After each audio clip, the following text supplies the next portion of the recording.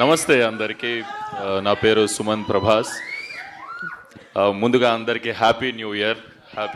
ఇక్కడికి వచ్చిన మీడియా వాళ్ళందరికీ, ఆడియన్స్కి అందరికీ థ్యాంక్ యూ సో మచ్. మీరు అందరు వచ్చి మాకు ఇట్లా బూస్ట్ ఇస్తున్నందుకు డెఫినెట్లీ ఇది చాలా ఎంకరేజ్మెంట్ ఇస్తుంది. ఎందుకంటే ఈ స్టేజ్ నేను చాలా రోజుల తర్వాత ఎక్కినా. It's like 2.5-3 years almost. నా ఫస్ట్ సినిమా చేసిన తర్వాత ఈ సినిమా చేసిన. పాయింట్కి వచ్చేస్తే గోదావరి గట్టు పైన, డెఫినెట్లీ గోదావరి గట్టు పైన అన్న పదం మనం వినంగానే మన అందరికి గుర్తొచ్చేది ఈస్ట్ వెస్ట్, ఈ గోదావరి ఏరియాలన్నీ. నేను ఆ గోదావరి ఏరియాకి ఫస్ట్ టైం వెళ్ళినా నా లైఫ్లో, అంటే ఈ సినిమా షూటింగ్ కోసమే. దానికి ముందు వరకు నాకు గోదావరి అంటే ఇప్పుడు కృష్ణా రివర్ ఎట్లా, గోదావరి రివర్ అట్లనే, సో ఇట్లా చాలా రివర్స్ ఉంటాయి కదా, అట్లా వన్ ఆఫ్ ద రివర్ ఏమో అనుకున్నా. సో ఈ షూటింగ్కి నేను ఫస్ట్ టైం పోయినప్పుడు తెలిసింది గోదావరి జస్ట్ రివర్ కాదు, అక్కడ కల్చర్ వేరే ఉంది, అది ఒక ఎమోషన్, ఆడ ఫీలింగ్ వేరే ఉంది. డెఫినెట్లీ అన్న. సో వాళ్ళు మాట్లాడే విధానాలు కానీ అంటే చాలా స్వీట్ అనిపిస్తుంది. ఇప్పుడు మనుషులు ఇందాక సుదర్శన్ అన్నట్టు ఎంత భోజనం పెడతారంటే, ఎంత మర్యాద చేస్తారంటే, ఏదో సూట్ కేసులో గుక్కినట్టు గుక్కేస్తారు మన కడుపులా. అది మనకే డౌట్ వస్తుంది, అది సూట్ కేసా కడుప అనేది. తిన్నాక లేచి నడవని కష్టమైతే అట్లా పెడతారు. నేను 4-5 కేజీలు పెరిగిన అడిగి పోయి ఈ భీమవరంలో ఉన్నప్పుడు షూట్ చేసింది కూడా యాక్చువల్లీ మన ఈ వేల్పూర్, రేలంగి, అత్తిలి, ఇవన్నీ గోదావరి పారే ఏరియాలు అక్కడ సైడ్ ఏవైతే ఉన్నాయో అక్కడనే షూటింగ్ చేసినాక అర్థమవుతుంది. నా ఫ్రెండ్స్తో అంటుండే, మా ఎంత లక్కీరా వీళ్ళు, ఎంత కాదన్నా మనకన్నా కొంచెం లక్కీ ఇక్కడ ఉట్టి పెరిగిన వాళ్ళు. ఎందుకంటే వాళ్ళకు పొద్దున్నే అలారంతో లేవాల్సిన అవసరం లేదు. పొద్దున్నే పందెంకోళ్ళు లేపుతాయి, నాటుకోళ్ళు లేపుతాయి. వాళ్ళని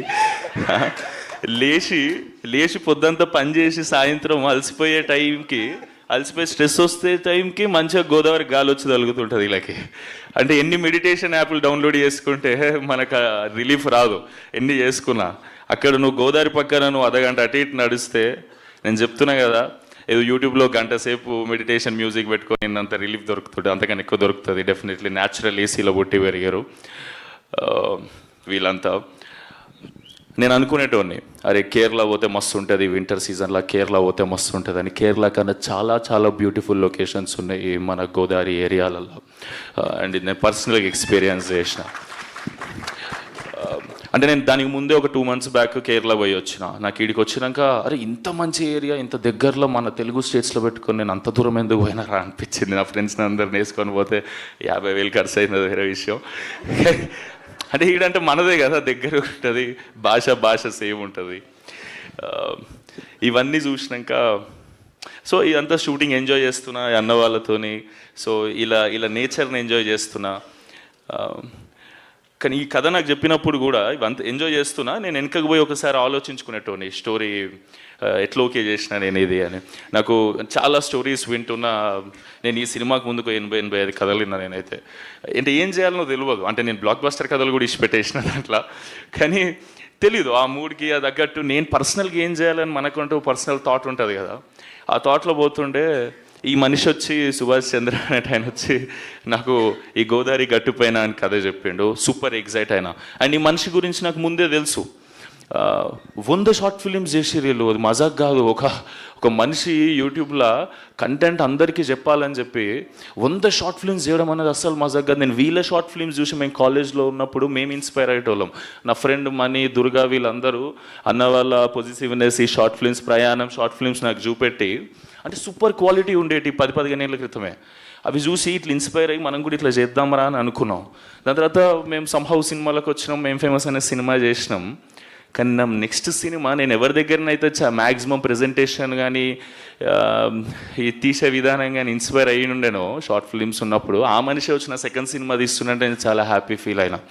అండ్ ఆయన వచ్చే ముందే నాకు తెలిసి ఈయన ఎట్లాంటి కథ చెప్తాడు. ఎందుకంటే ఆయన మైండ్ సెట్ అనే షార్ట్ ఫిల్మ్స్ అవన్నీ నాకు ముందే ఐడియా ఉన్నాయి కాబట్టి. ఆయనకు నేను తెలియదు డెఫినెట్లీ కదా, అంటే పరిచయం లేదు. మేబీ మ్యూచువల్స్ ఉన్నారా మనకి? వంశన్ ఉన్నాడేమో, సారీ. కానీ పర్సనల్గా ఎప్పుడు కలవాలి. సో మనిషి ఎట్లాంటాడో తెలిసి, ఏ కథ చెప్తాడో తెలిసి కథ చెప్తున్నా కదా, ప్రాపర్ కిటికీలకి పల్లెటూరుని చూసినట్టు ఉంటుంది ఈ కథ. అంటే ఈ సినిమాని ఫీల్ అవ్వాలంటే ఎట్లా చెప్పాలి మీకు, మీరు ఈ సినిమా ఇప్పుడు నేనే ఉన్నా, నేనేమో కొట్టే తెచ్చే పెట్టినట్టు ఉంటుంది నేను మాట్లాడేది, నేను పుట్టి పెరిగిందంతా తెలంగాణలో కాబట్టి. ఈ అన్న వచ్చి నాకు గోదావరి స్లాంగ్లో డైలాగ్ చెప్తా, అది మెలోడీ సాంగ్ లేకుంటుంది, నాదేమో ఫోక్ సాంగ్ లేకుంటుంది. అది నాకు మస్తు కష్టమయ్యేది రెండింటి బ్లెండ్ చేసుడు. ఇప్పుడు ఈ అన్న డైలాగ్ చెప్తాడు, ఏంది మన దాంట్లో అయితే మాటలు ఎట్లుంటాయి, ఇటు సైడ్ అయితే ఎమ్రాల్లుడు ఎట్లున్నావు అని అంటే, అరే మంచిగా ఉన్నామమ్మ నువ్వు ఎట్లున్నావే, అది ఇదే డైలాగ్ మన దాంట్లో ఉంది కదా. ఇప్పుడు వీళ్ళందరూ నన్ను బాగా ట్రైన్ చేశారు, ఎందుకంటే మనకు మస్తు కష్టమవుతుంది ఆ స్లాంగ్ మాట్లాడడం. నాకు తర్వాత అర్థమైంది, సినిమా ఏదో జోష్లో ఓకే చేసేసిన ఎమోషన్స్ ఫ్లో అంతా నచ్చి. కానీ ఈయన వచ్చి అంటాడు, డైరెక్టర్ కసిరెడ్డి అన్న, మా విజయ్ ఉంటాడు డైరెక్షన్ డిపార్ట్మెంట్లో వచ్చి, ఈ డైలాగ్ ఎట్లా చెప్పాలంటే, ఇప్పుడు ఆయన ఎమరా అల్లుడు అని నేను అనడు సుమంత్, ఆయన నేను ఎరా అల్లుడు ఎలా ఉన్నా అని అంటే, అప్పుడు నువ్వేం చెప్పాలంటే, కేక నువ్వేటమాయా జుట్టుకు మంచి రంగేస్తున్నట్టునా, ఇంట్లో అత్తయ్య లేదా అంటే నాకు ఇది అచీవ్. ఇప్పుడు నేను చాలా ఫ్లోగా ఏదో చెప్పేస్తున్నా, డెఫినెట్లీ అక్కడ పుట్టి పెరిగినంత ఆర్గానిక్గా రాకపోవచ్చేమో, కానీ ఇది నాకు ఫ్లో అచీవ్ చేయడానికి వీళ్ళు చాలా కష్టపడ్డారు, ఎందుకంటే నాకు మస్తు కష్టమైంది అది నేర్చుకునేటప్పుడు, కానీ నాకు నేర్పించడం ఇంకా కష్టం వీళ్ళకి. Thank you so much Subhash అన్న, thank you so much Kasireddy అన్న. అండ్ నువ్వంటావు గోదావరిలో మాట్లాడతాడు, నెల్లూరు మాట్లాడతాడు ఈ అన్న. ఈ అన్న పోయి ఏమే ఏంది మే, నేను ట్రైనింగ్ ఇవ్వలేదా బ్రో నీకు? నీ ట్రైనింగ్ వద్దన్న, నువ్వు స్పీచ్ ఇస్తా అని చెప్పి ఓకేలే. అంటే ఒకవేళ నెక్స్ట్ కథ నెల్లూరు కథ చేస్తాం మేము ఎవరో తెలుసు, అందుకే నేర్పిస్తున్నాడు. గోదావరి సినిమాలో నెల్లూరు ఎందుకని ఇప్పుడు నెల్లూరు చేసినప్పుడు నెల్లూరు నేర్చు, అందుకే ముందే నేర్పించేస్తున్నాడు. థ్యాంక్ యూ అన్న, థ్యాంక్ యూ సో మచ్, నీ ప్రేమకు థ్యాంక్ యూ సో మచ్ అన్న. సారీ, నేనేం స్పీచ్ ప్రిపేర్ కాలే. నేనేమనుకున్నా అంటే, నేను ఏదైతే ఎక్స్పీరియన్స్ చేసినో జెన్యూన్గా అక్కడికి పోయి కానీ ఈ సినిమా చేస్తున్నప్పుడు కానీ అంబియన్స్ అంతా చూసి అదే మాట్లాడేద్దాం మనస్ఫూర్తిగా ప్రేమతో అనుకున్నా. సో నేనేమన్నా అటు ఇటు మాట్లాడితే నన్ను క్షమించండి. సో ఫైనలీ చెప్పాలంటే, ఈ సినిమా అంటే నాకు అనిపించింది, ఈ అమ్మాయి చెన్నై నుంచి వచ్చి తెలుగులో స్పీచ్ ప్రిపేర్ అయ్యి తెలుగులో మాట్లాడింది అంటే, నేను గోదావరిలో మాట్లాడకపోతే కష్టమవుతుంది కదా, అంటే న్యాయం చేసినట్టు ఉండదు నేను గోదావరి గట్టు పైన అని టైటిల్ పెట్టి. సో మీ అందరికీ లాస్ట్ ఒక మాట చెప్తున్నా, గోదావరి స్లాంగ్లో చెప్పడానికి ట్రై చేస్తున్నా డెఫినెట్లీ. Thank you. చెప్తున్నాను కదండి, మీరు కానీ టికెట్ కొని థియేటర్లో కూర్చుంటే గోల్డెన్ అవర్లో గోదావరి పడవెక్కినట్టు ఉంటుందండి ఈ సినిమా. మీరు చాలా ఎంజాయ్ చేస్తారు, సూపర్గా ఎంజాయ్ చేస్తారు. కానీ ప్రామిసెస్ చెప్తున్నా, సమ్మర్లో పోతే మాత్రం సహారా డెజర్ట్ ఫీలింగ్ ఇచ్చింది ఇది. అంటే నాకు అలవాట్లేదు, ఎప్పుడు పోయినా వింటర్లో పోయినా షూట్లకు, లాస్ట్ షెడ్యూల్ ఒకటి సమ్మర్లో అయినా అమ్మ వేరే లెక్కుండే. కానీ ఎంజాయ్ చేసినాం, మనుషుల ప్రేమ మనల్ని అవన్నీ మర్చిపోయేటట్టు చేస్తుంది. And thank you so much, and thank you so much నా ప్రొడ్యూసర్స్కి, అభినవ్ అన్న, రెడ్ పపెట్ ప్రొడక్షన్ హౌస్, చాలా ప్యాషనెట్ ప్రొడ్యూసర్స్. పొలాల రేట్లు పెరిగినాయని ఎందుకు అవుతారన్నా ప్రొడ్యూసర్స్, నువ్వు గమ్మత్ లేదు అన్న, చాలా ప్యాషనెట్ ప్రొడ్యూసర్, నేర్చుకుంటూ దాని గురించి. ఇవాళ రేపు చాలామంది డబ్బులు ఉన్నాయంటే పెట్టేసి సినిమా చేస్తారు, మనిషి అట్లా కాదు, చాలా క్రాఫ్ట్ నేర్చుకొని దాని మీద ఇది ఏది ఎంత పెడితే ఏ స్కేల్లో వస్తుంది. అంటే ఫస్ట్ టైం తీసిన ప్రొడ్యూసర్ ఈ క్వాలిటీ, మీరు టీజర్ చూస్తే మీకు క్వాలిటీ మంచిగా అనిపించిండొచ్చు కదా అనుకుంటున్నా.